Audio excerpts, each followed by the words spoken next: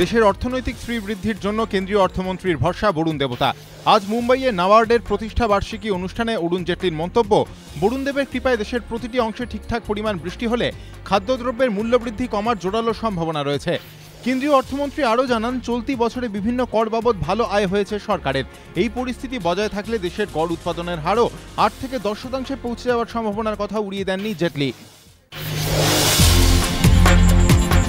পুনের ঐতিহ্যশালী film ইনস্টিটিউটের chairman পদ থেকে সরার জন্য গজেন্দ্র চৌহানের ওপর ক্রমশ বাড়ছে চাপ।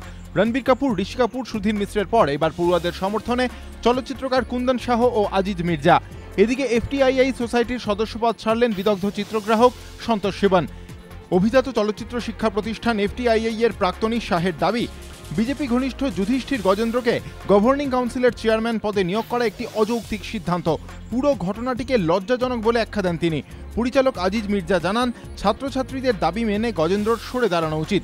এখনই পদত্যাগ না করে পড়ুয়াদের সঙ্গে কথা বলুক গজেন্দ্র, বলেন জাতীয় পুরস্কারপ্রাপ্ত চলচ্চিত্রকার শ্যাম বেনেগাল। সদ্যজাত মৃত্যু ঘিরে রণক্ষেত্রের চেহারা নিল মালদার কালিয়াচক গ্রামীণ হাসপাতাল। ব্লক মুখ্য স্বাস্থ্য আধিকারিককে বেধড়ক মারধরের অভিযোগ পরিবারের সদস্যদের বিরুদ্ধে। পরিস্থিতি নিয়ন্ত্রণে আনতে লাঠিচার্জ করে পুলিশ।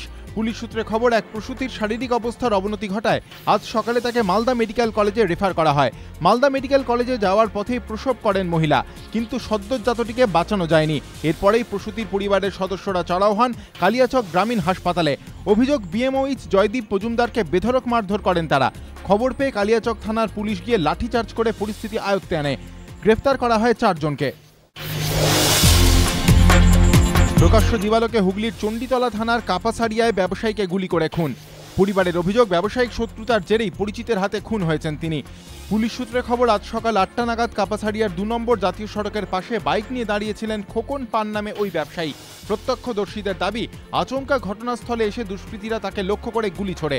2টি গুলি বুকে লাগায় ঘটনাস্থলেই মৃত্যু হয় তার। পুলিশ ওই ব্যবসায়ীর দেহ শ্রীরামপুর ওয়ালস হাসপাতালে পাঠিয়েছে ময়নাতদন্তের জন্য।